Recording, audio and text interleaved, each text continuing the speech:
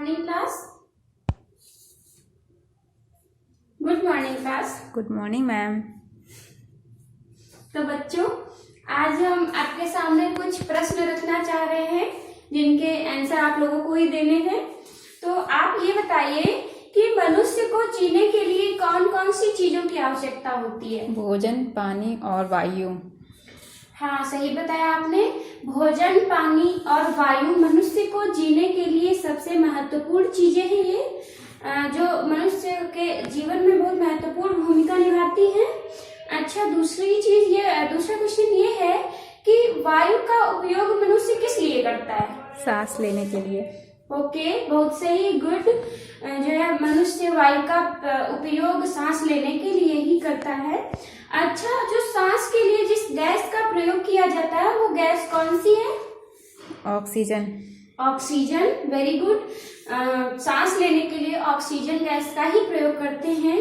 अच्छा बच्चों, अब ये बताओ कि ये जो ऑक्सीजन है ये हमें कहाँ से मिलती है? पेड़ पौधों से। पेड़ पौधों से मिलती है। हाँ, बहुत सही, पेड़ पौधों से ही मिलती है।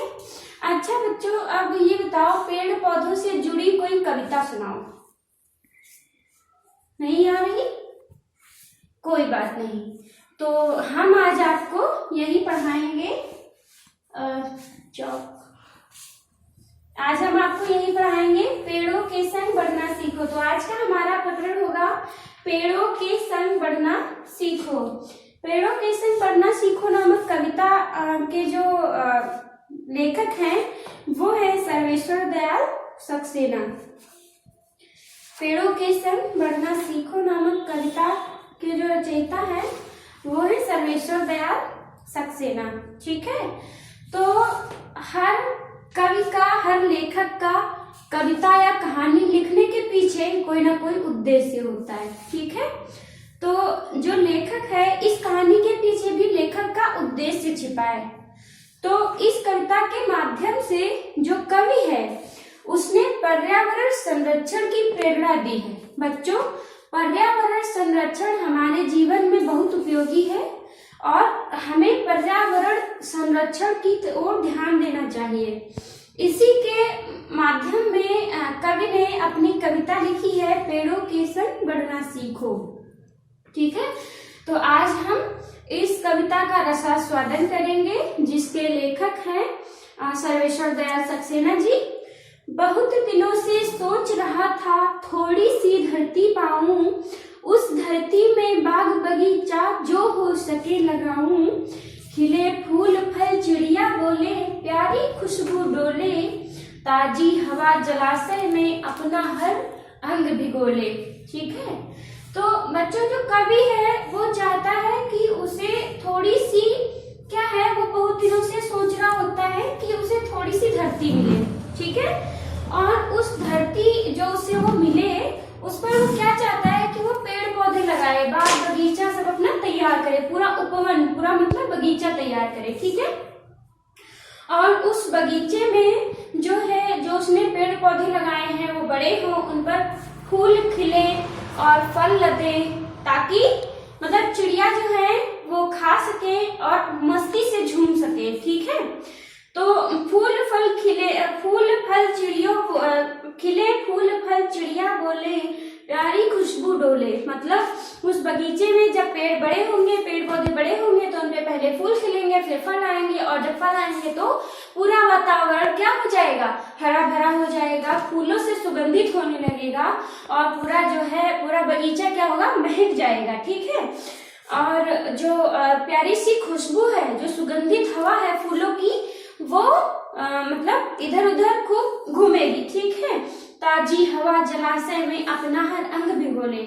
और कवि ये भी चाहता है कि उसी बगीचे में कहीं न कहीं पर एक जलाशय हो, तालाब हो, कुछ भी हो। ठीक है, तो उस जलाशय में जो खुशबू है, जो सुगंधित फूलों की खुशबू है, जो पूरे वातावरण को सुगंधित कर रही है, वो जलाशय से होकर निकले ताकि वो ठंडी हो जाए और भी सुगंधित हो जाए। ठीक है, हो सकता है पास तुम्हारे अपनी कुछ धरती हो, फूल फल लदे अपने उपवन हो, अपनी परती हो सकता है छोटी सी क्यारी हो महक रही हो, छोटी सी खेती हो जो फसलों से दहक रही हो।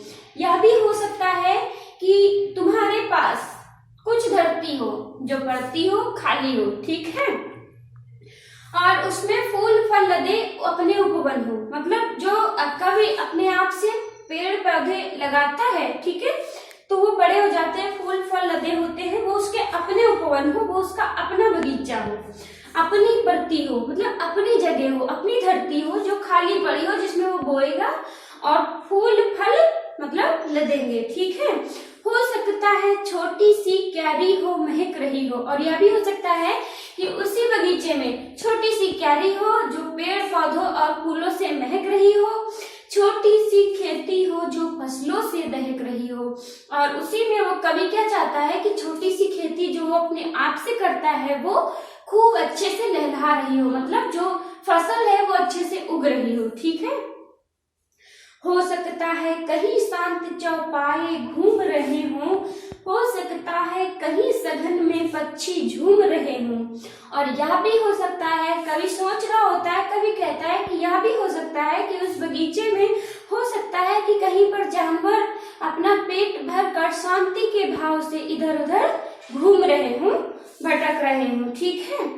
कहीं हो सकता है कहीं सहन में पक्षी झूम रहे हो, और यह भी हो सकता है कि उस बगीचे में पेड़ पौधों पर पक्षी कहीं न कहीं मतलब खुशमस्त मगन होकर झूम रहे हो, ठीक है।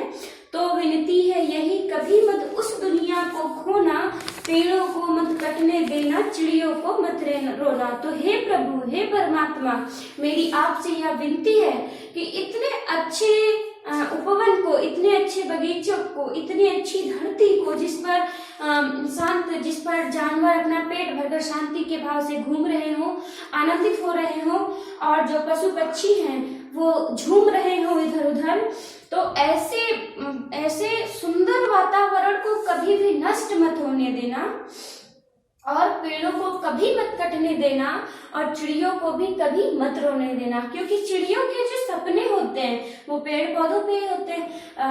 चिड़ियों के ही नहीं, मनुष्य और समाज के जो सपने होते हैं, सबके सपने पत्ती पे ही होते हैं, ठीक है। एक एक पत्ती पर हम सबके सपने सोते हैं, शाखें कटने पर वे भोले शिशुओं सा रोते हैं।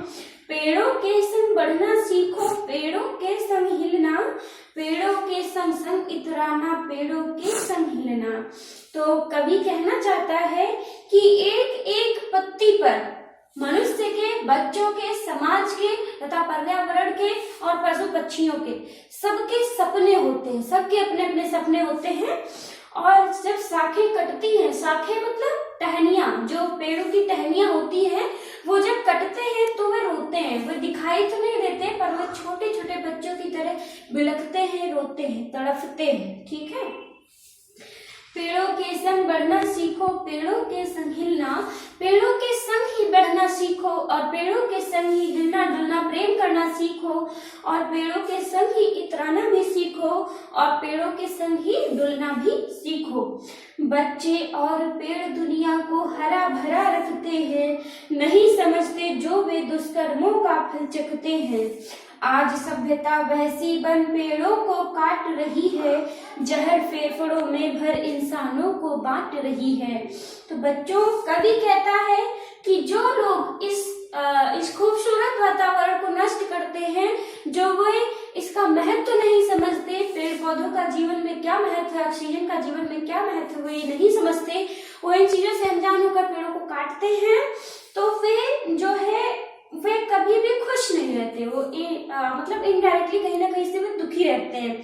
बच्चे और पेड़ दुनिया को हरा भरा रखते हैं, बच्चे और पेड़ दुनिया को हरा भरा रखते हैं। जिस प्रकार एक वातावरण को एक बगीचा सुगंधित करता है, एक फूलों से लदे पौधे जो सुगंधित करते हैं, उसी प्रकार बच्चे भी अगर कहीं माहौल में आ जाएं तो उस माहौल को और भी मतलब उस वातावरण को और भी सुगंधित कर देते हैं और भी हरा भरा कर देते हैं। नहीं समझते जो वे दुष्कर्मों का फल चखते हैं।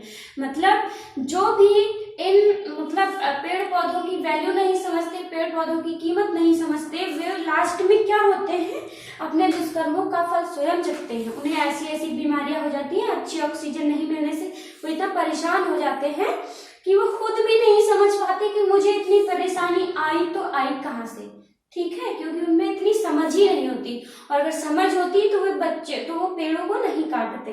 ठीक है, आज सभ्यता वैसी बन पेड़ों को काट रही है, जहर फेफड़ों में भर इंसानों को बांट रही है।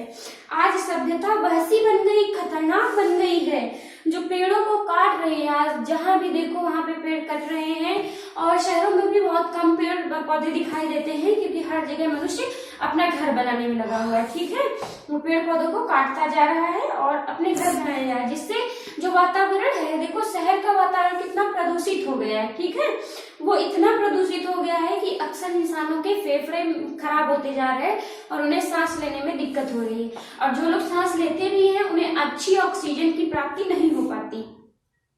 आज सभ्यता वासी बन पेड़ों को काट रही है, जहर फेफड़ों में भर इंसानों को बांट रही है। आज सभ्यता खतरनाक हो गई है, मतलब भयानक हो गई है, और पेड़ों को काटे जा रहे हैं लोग लगातार, जिसका परिणाम ये हो रहा है कि फेफड़ों में जो है जहर भर रहा है, फेफड़े हमारे खराब हो रहे हैं, और इंसानों को बांट रही है, मतलब इंसानों को अलग कर रही है। इंसान दुखी हो रहे हैं, तड़प रहे हैं, और इन सब का यही मतलब है।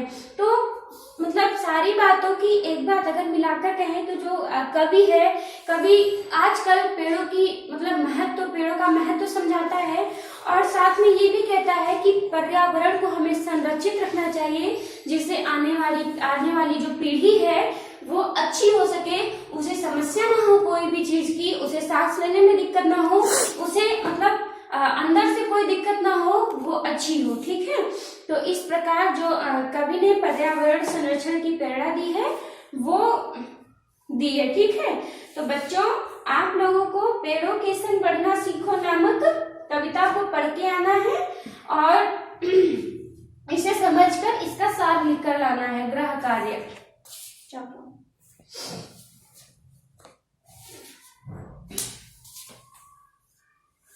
तो आज का हमारा गृह कार्य होगा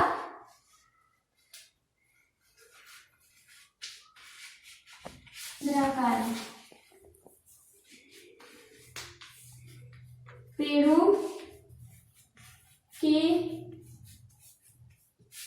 संग बढ़ना सीखो नामक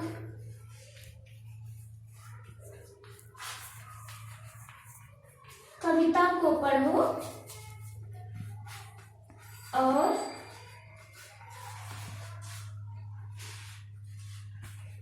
उसका भावार्थ लिख कर लाओ।